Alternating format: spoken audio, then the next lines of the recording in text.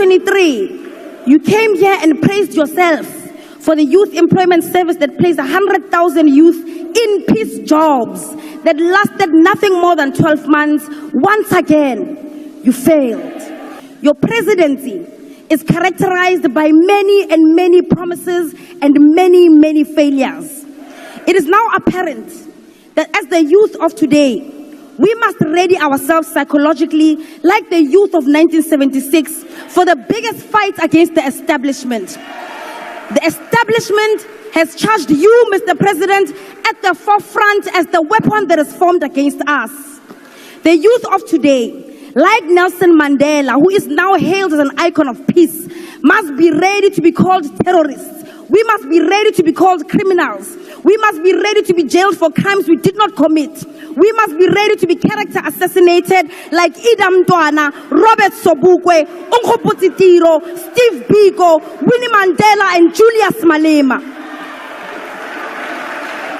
There is absolutely nothing that the establishment, masquerading as a government of national unity, can do to deter us, the youth of today, from seeking out our generational mission. The government of the ANC has not fooled all of us. The youth of this country will continue to chant economic freedom in our lifetime. The people's power is rising in Africa, and we will not be left behind. Thank you, Honorable. What's up, guys? Welcome back to my YouTube channel once again. My name is Dash Lifestyle. Kindly for watching me for the first time, remember to subscribe, like, share, and also comment. To my returning subscriber, thank you so much for always coming back and watching my video. Thank you so much for the love and support, and greetings to my brothers and sisters all the way from Caribbean.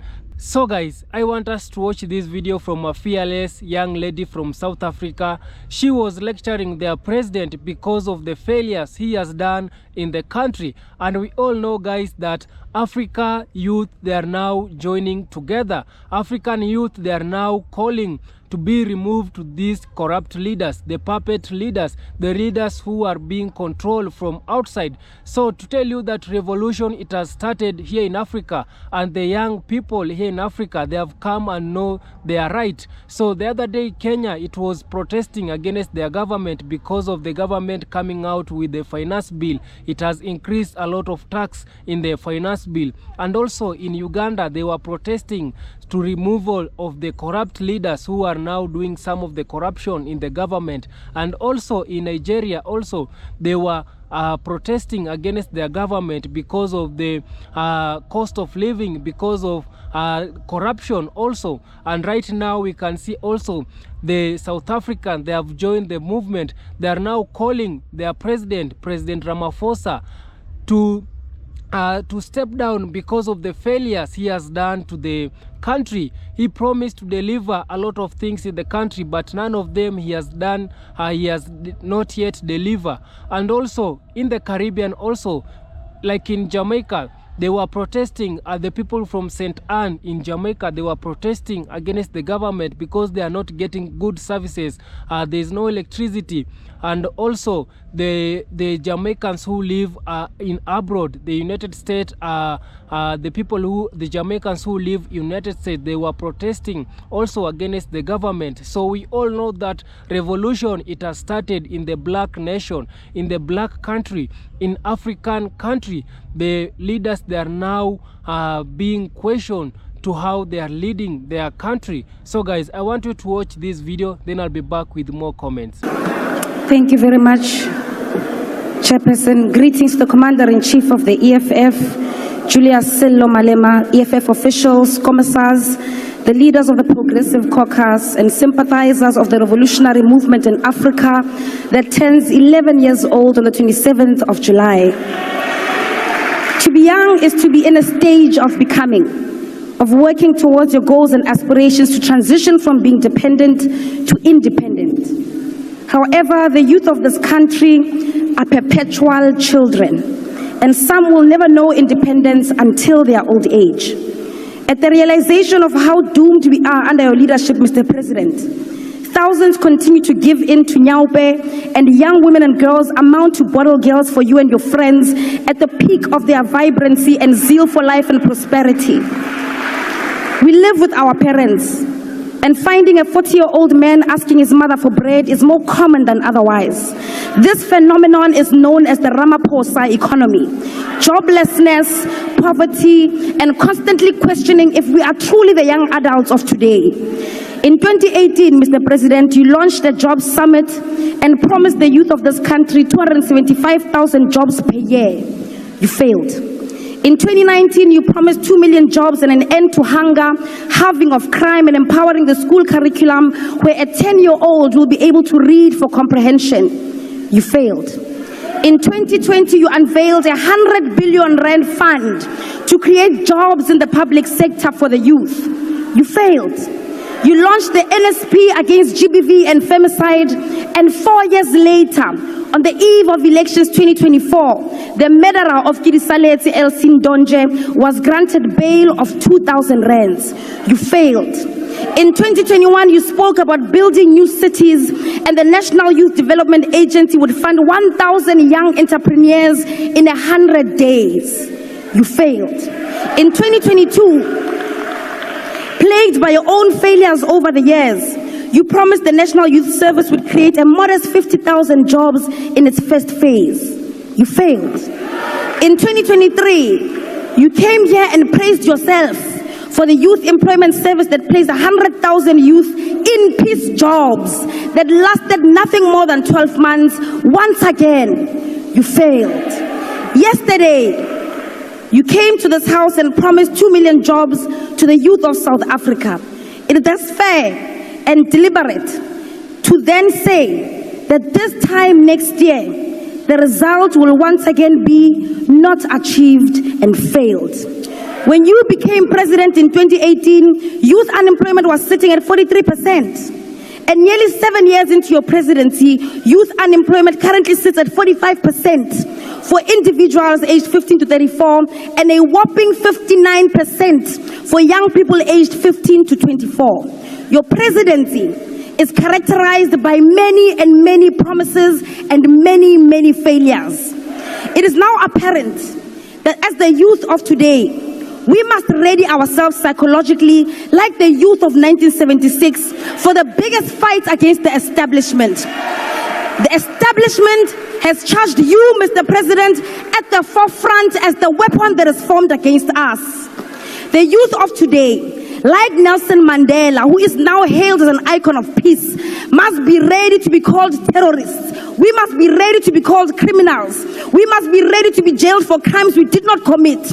We must be ready to be character assassinated like Idam Mtwana, Robert Sobukwe, Unkhoputsi Tiro, Steve Biko, Winnie Mandela, and Julius Malema.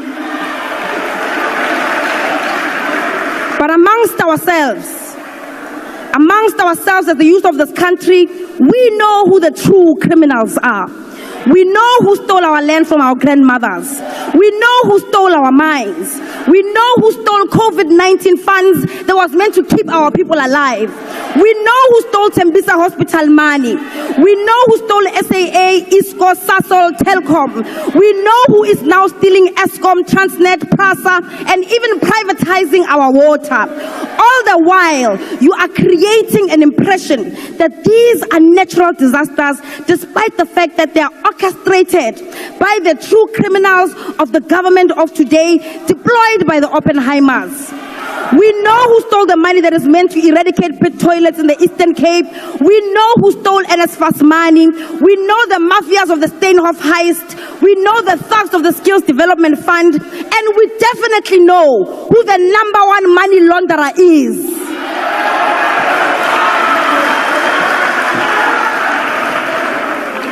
There is absolutely nothing that the establishment, masquerading as a government of national unity, can do to deter us, the youth of today, from seeking out our generational mission.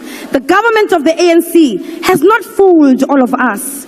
It is under the ANC that we saw privatization of state-owned entities at a large scale, much higher than that of the apartheid government. A trail of privatization that is so aggressive that even our healthcare isn't spared through the NHI. The rise of the establishment and the collapse of the state takes shape under the government of the ANC. That is the legacy of the ANC today. The positive outcomes of all of this neoliberal facade of the government of the day is that we now rightly characterize the neoliberal agenda encompassing of all its participants who are part of the GNU coalition. We now know who the enemy of economic freedom is. Even if in the past they pretended to be a part of us and spoke like the forefathers of the emancipation movement. The battle lines have been drawn. It is the subject of the Oppenheimer, the GNU coalition versus the people of South Africa. The youth of this country will continue to chant economic freedom in our lifetime. We will continue to present bills in this house that call for expropriation of land without compensation. We will continue to call for nationalization of mines, banks and other strategic sectors. We will push back against your corruption and hold the captains of the ruling class accountable. We will fight for the scrapping of student debt and continue to call for quality, free and decolonized education in our lifetime. We will continue to call for free healthcare, housing, water and sanitation. We will continue to remind you that the young people in this country deserve real jobs. Iseng mebereko ya utopa di pampiri internship is 6 months. We want industrial development, insourcing of security guards and cleaners, free pads, Mr. President, and all those rent manipulators to be arrested and to rot in jail. The people's power is rising in Africa and we will not be left behind. Thank you, Honorable Member. I will now call up. So guys, I hope you have watched that video from this fearless young lady from South Africa, how she's lecturing the president because of the failures he has done, because he promised youth jobs but yet he has not delivered. He promised the people to give them a good health care, but he has not delivered. Instead, we have seen a lot of corruption. We have seen a lot of the leaders are doing a lot of corruption, and also some of the leaders, they are now becoming the puppet from these white people. So it is not only happening in South Africa, also here in Kenya, here in Uganda, in Nigeria. Also the youth, they have now stand firm to remove the leaders who are not working according to the will of the people. So right now I can tell you that the African nation revolution, it has started. People, the young people, they are now fighting for their right. It is now the right time to remove these leaders who are not working according to the will of the people. And also in the Caribbean, also like in Jamaica, I've already tell you that in Jamaica they were protesting against their government because of the government. It doesn't work. It does not want to work according to the will of the people. We have seen a lot of corruption in Jamaica.